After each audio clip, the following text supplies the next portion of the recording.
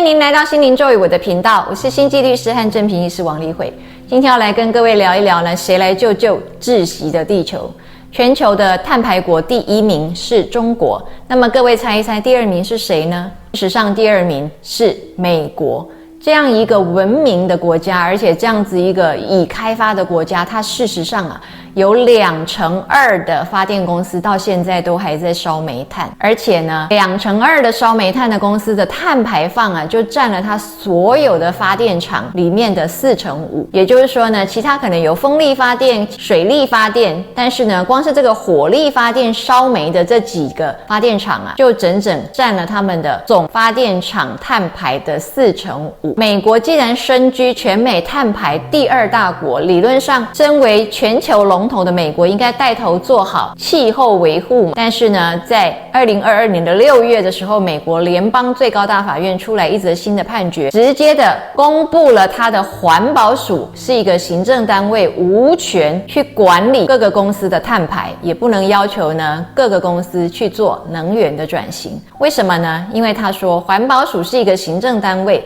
除非你是得到国会的授权，不然你不能够立法因为你不是立法院嘛，你只是行政单位所以你不能够立法去要求各个公司减碳转型。那为什么会有逾越授权的这个问题？因为呢，有一部法叫做干净空气法，就是 Clean Air Act。然后这个 Clean Air Act 里面呢，最高法院的首席大法官John Roberts 他解释说呢，这部法里面从来没有说过环保署可以自己去管企业的碳排，去做出强制的要求，除非是得到国会的授权，让他能够有这样的权利去自己制定自己的行政办法，要不然是绝对逾越了他自己的权限。而且 John Roberts 也不认为国会会给予环保署一个行政单位这样的一个立法权限，就是说环保署永远拿不到授权的意思。那这个缘起呢，就是因为拜登总统上任之后呢，他希望能够开始做碳排，并且征收碳费，要求能源转型。民主党我们一般就是比较自由派嘛，就会认为是比较重视这个环保，重视地球环境的维护。结果呢，这些发电厂还有这些烧煤的公司、天然气的公司，为了要阻止拜登总统抢在他正式公布他的实施办法之前呢，就对环保署提起了诉讼。由西维吉尼亚州为首的19个保守党执政的州，也就是呢共和党执政的州呢，联合起来上诉到联邦最高法院。那么联邦最高法院呢，其中9位大法官在2020年川普送进去了最后一位保守派的大法官之后，他整个的比例就已经变成是6:3，6位都是非常保守，倾向于右派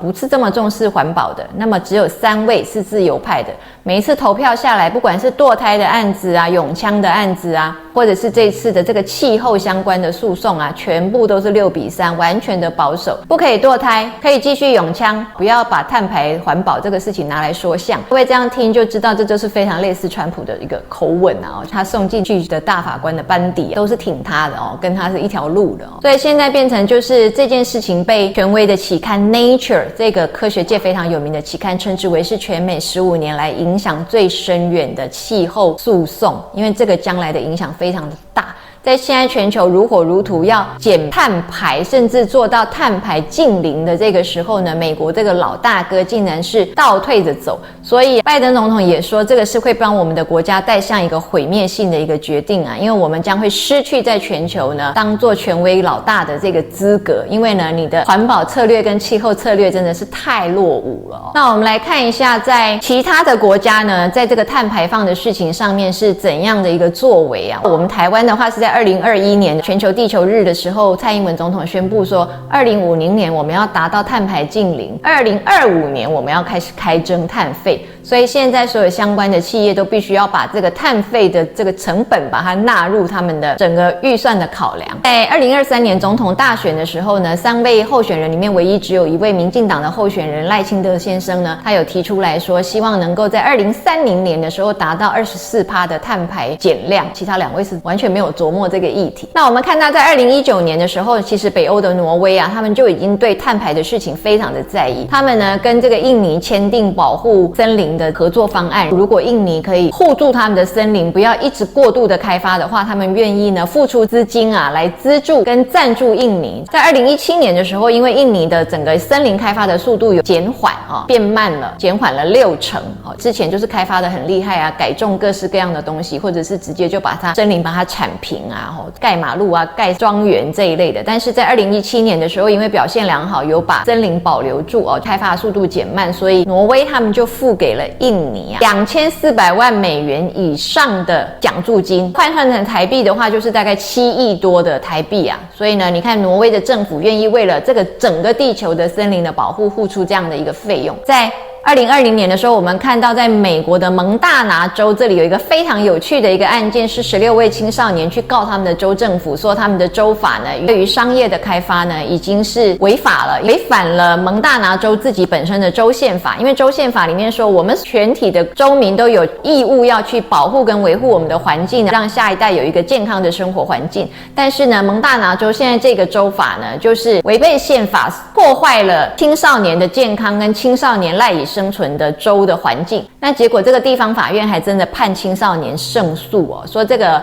州法违反州宪法，所以呢永久无效。那在2021年的时候，荷兰又有另外一个案子，就是他们的一个 Shell 这个石油公司叫壳牌，它被判定它是全球第9大污染最严重的一个公司它的碳排放占了全球所有碳排放的整的总量的1%，所以荷兰的海牙的法院呢就判定 Shell 公司必须要做出具体的努力来减少碳排，在2050年的时候把它的碳排直接下降到45%，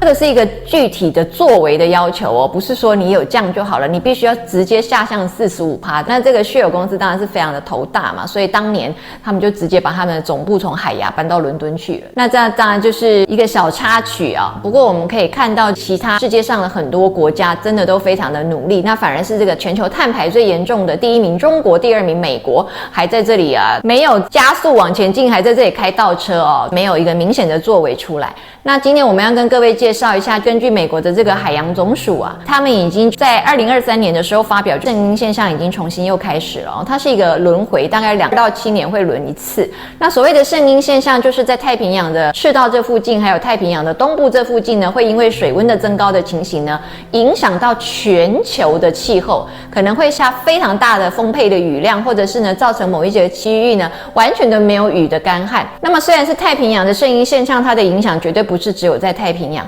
那这一次的圣婴现象会从2023年延续到2024年，所以今年我们要做好心理准备，今年要不就是要下很多的雨，要不就是要非常的干。那这2个情形都不是我们所乐见的那我们刚刚讲到说，在2050年的时候，期许台湾能够达到碳排净零嘛，我们也要解释一下，所谓的碳排不是只有指二氧化碳的排放，所谓的碳排呢，指的是所有的温室气体，包括二氧化碳，包括甲烷，包括 N2O， 就是氧化亚氮，这些全部都是。那么所谓的碳排净零也不是完全不产生温室气体，而是说你可以借由能源转型，不同的环保再利用各种的方法，或者是呢各式各样的减碳的方法，我们可以去把这一段时间之内产生的温室气体直接用折抵的方法把它折抵掉，让它变成零你有一些负碳的方法可以让它变成零，这样就叫做碳排净零。碳排中和的话，这个词比较还是在强调这个二氧化碳的部分。那我们现在知道的就是我们不是只有强调碳的浓度跟碳的中和，我们要的是碳排净零，是包括所有的温室气体都要净零，所以这才是真正现在最重要的目标。二氧化碳、甲烷还有氧化亚氮全部都要能够完全的折抵。地球不只是一个物质的星球，它也有它自己的意识。地球之母无条件的供应我们，支持我们，守护我们，是我们的守护者。我们身为地球上的一份子，也是地球之母的守护者，我们彼此乃是一体，所以让我们共同守护，给地球上万世万代永永远远的这些子子孙孙还有生命体都能够有一个最好的环境，大家一起来体验、扩展和成长。好，谢谢各位。